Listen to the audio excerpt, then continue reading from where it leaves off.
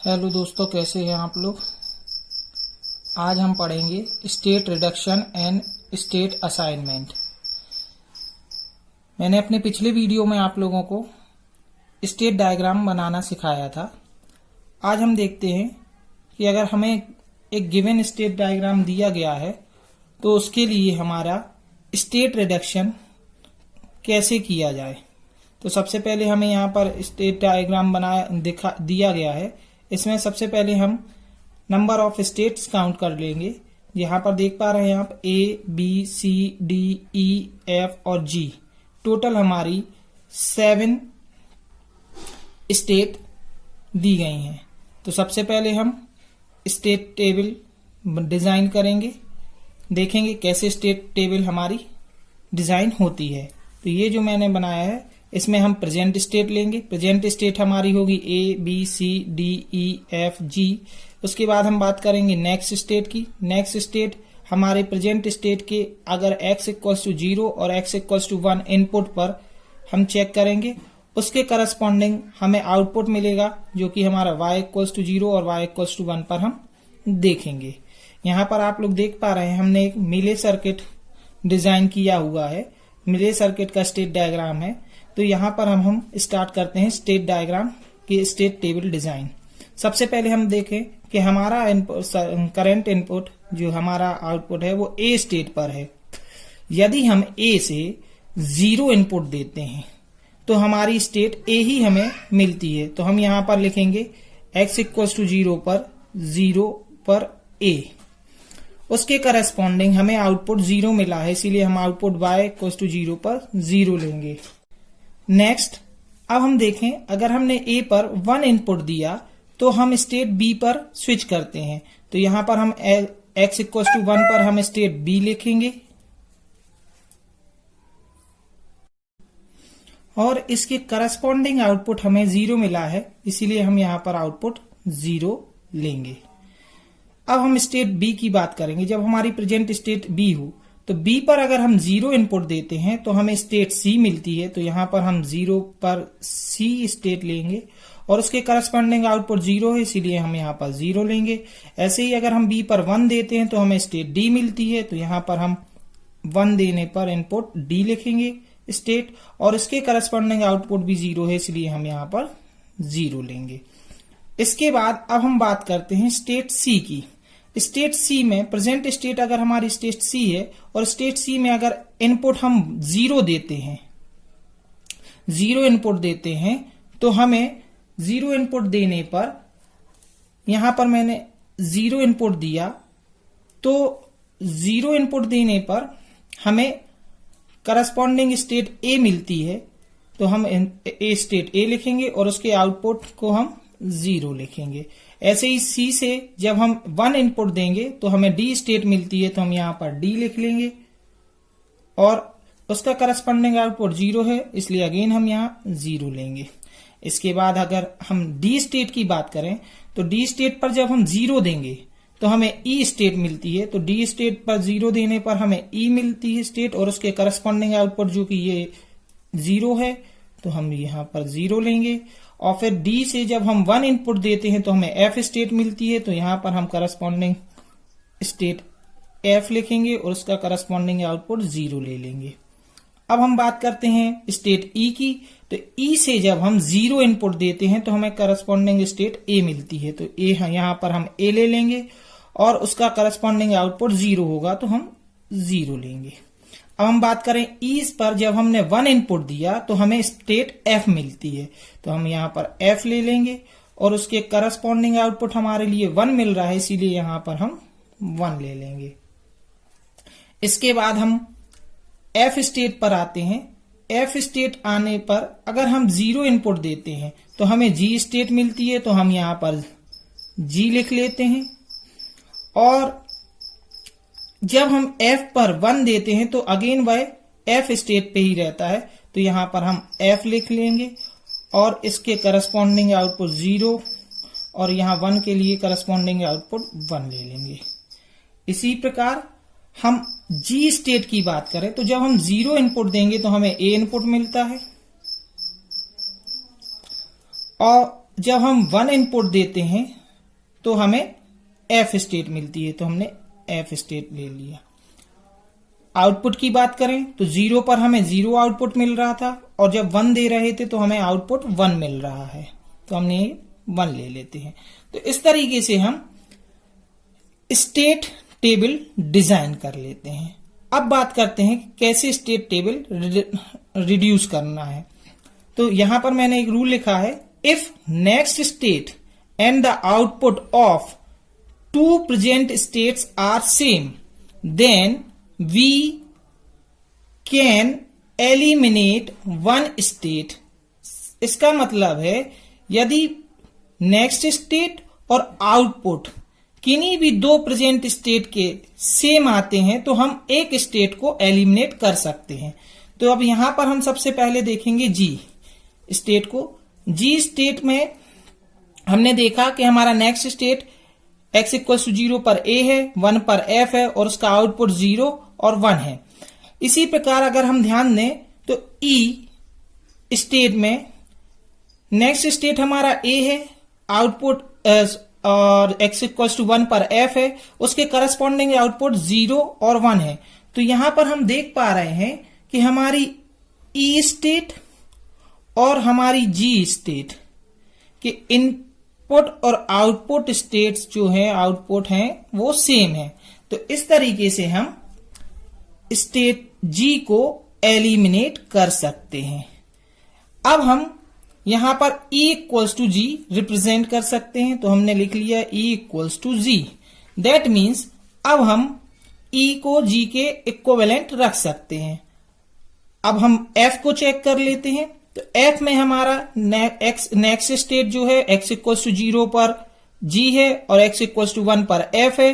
वहीं आउटपुट देखें तो 0 और 1 है। अगर हम D स्टेट की बात करें तो D स्टेट में नेक्स्ट स्टेट हमारी E है और x = 1 पर हमारा F है स्टेट और आउटपुट 0 और 0 है। सॉरी, यहां पर D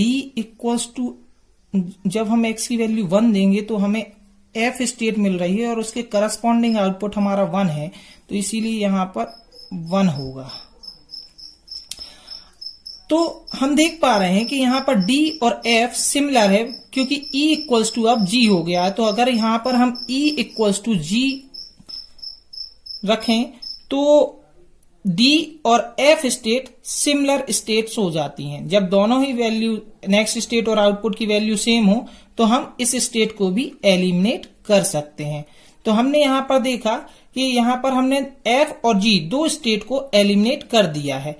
अब हम बात करें आगे की स्टेट में, तो आगे आप कोई भी स्टेट देखेंगे तो वो आपका नेक्स्ट स्टेट और आउटपुट इक्वल नहीं होगा। तो इससे ज्यादा हमारी जो है स्टेट टेबल रिड्यूस नहीं हो सकती है। तो हम फाइनली अब इस स्टेट टेबल को यहां पर डिजाइन कर लेते हैं। तो हम देख लेते हैं A, B, C, D and E। अब हमारी सिर्फ 5 स्टेट्स बची हैं, तो यहां पर कोई भी चेंज नहीं है तो सिमिलर वैल्यू आ जाएगी। C, D, A, D 0 0 0 0 0 0। D पर हमारी वैल्यू हो गई है अब E, तो हम यहां पर E ही कंसीडर करेंगे और यहां पर F जो है वो अब D के बराबर हो गया है क्योंकि हमने F को D के रिस्पेक्ट में एलिमिनेट किया है। तो हम यहां पर लिख सकते हैं F = D। तो हम यहां पर F को D से रिप्लेस कर देंगे। ऐसे ही E में जब हम देखेंगे तो A और F है, तो यहां पर हम A लेंगे और F की रिस्पेक्ट में हम D कंसीडर करेंगे। तो इस तरीके से हमारा आउटपुट जो होगा वो D के लिए होगा हमारा 0 1 और E के लिए भी होगा हमारा 0 1। तो ये हमारी final reduction table state reduction table तैयार हो गई है। अब इसी रिडक्शन टेबल के वैल्यूज से हम न्यू स्टेट डायग्राम डिजाइन करेंगे। तो अब हम देख लेते हैं। यहां पर हमने ए लिया, इसके करस्पॉन्डिंग हमने एक बी ले लिया, यहां हमने सी ले लिया, यहां मैंने डी ले लिया और ये ई ले लिया।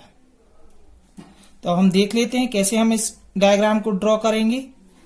हमने देखा प्रेजेंट स्टेट हमारी ए है। अगर हम ए की वैल्यू x इक्वल्स टू 0 देते हैं तो ए ही स्टेट मिलेगी। तो हमने x इक्वल्स टू 0 पर ए कंसीडर कर लिया, करस्पॉन्डिंग आउटपुट 0 है इसलिए हमने 0 ले लिया। अब हम a से जब x इक्वल्स टू 1 देते हैं तो b मिलता है, तो हमने a से 1 देने पर b मिला, करस्पॉन्डिंग आउटपुट हमारा 0 है। अब b स्टेट की बात करें तो b से जब हमने 0 दिया तो हमें c मिला और आउटपुट 0 है, तो हमने b से 0 इनपुट देने पर हमें c स्टेट मिल गई और आउटपुट 0 मिल रहा है।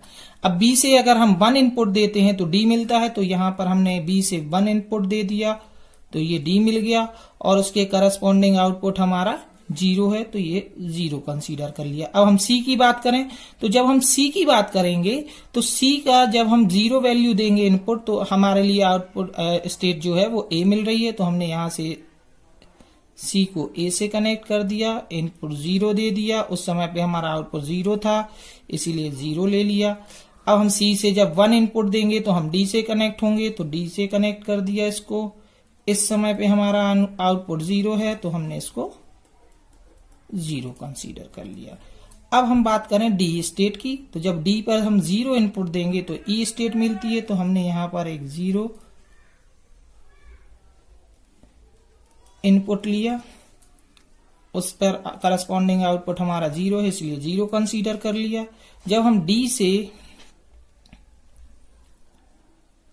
1 इनपुट देते हैं तो हमें आउटपुट d ही मिलेगा, तो हमने यहां पर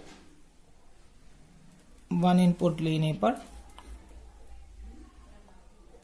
स्टेट d ले ली और करस्पॉन्डिंग आउटपुट 1 है इसीलिए हमारा आउटपुट 1 हो गया। अब हम बात करें स्टेट E की, तो जब हम E की बात करेंगे तो E पर x इक्वल्स टू 0 लेने पर हमें A मिलेगा, तो हमने E से कनेक्ट किया A को और 0 स्टेट लेने पर करस्पॉन्डिंग आउटपुट हमारा 0 है तो A से कनेक्ट हो गया। जब हम E की बात करें x इक्वल्स टू 1 के लिए तो हमारा नेक्स्ट स्टेट जो है वो D मिलेगी, तो हमने इसको D से कनेक्ट कर दिया, करस्पॉन्डिंग आउटपुट 1 है, तो जब हमने 1 इनपुट दिया तो ये आउटपुट 1 हो गया। इस तरीके से हम स्टेट रिडक्शन तैयार कर सकते हैं। अब हम बात करें स्टेट असाइनमेंट की, तो ये बहुत ही सिंपल है स्टेट असाइनमेंट। इसके लिए मैं आपको बता दूं, जब भी हमें किसी स्टेट का बाइनरी का यूज के मैप में या किसी सर्किट डिजाइन में करना होता है तो हम स्टेट को यहां पर ABCD के फॉर्म में लिखते हैं, उसको हम बाइनरी फॉर्म कोड के फॉर्म में असाइन कर देते हैं हर एक स्टेट को। तो सपोज अगर मान लीजिए हमारे पास 4 स्टेट हैं ABCD, तो हम इसके लिए 4 स्टेट के लिए हमारे लिए मिनिमम 2 बिट का यूज करना होगा। सो हमने यहां पर 0 0, B को हम 0 1, C को 1 0 और D को 1 1 से असाइन कर देंगे। अगर हम ध्यान दें कि अगर यहां पर सपोज अगर 7 स्टेट बताई हैं तो E, F और G जब लेंगे तो उस समय पे हम E को रिप्रेजेंट करने के लिए अब हमें मिनिमम 7 स्टेट हैं तो हमें मिनिमम 3 बिट चाहिए होगी, तो हम सब असाइनमेंट्स को 3 बिट असाइनमेंट में कन्वर्ट कर देंगे। इस प्रकार हमारा नेक्स्ट स्टेट 1 0 0 हो जाएगी, फिर 1 0 1 हो जाएगी और ये 1 1 0 हो जाएगी। This is called state assignment. So दोस्तों आज के लिए सिर्फ इतना ही, मिलते हैं नेक्स्ट क्लास में। Thank you so much.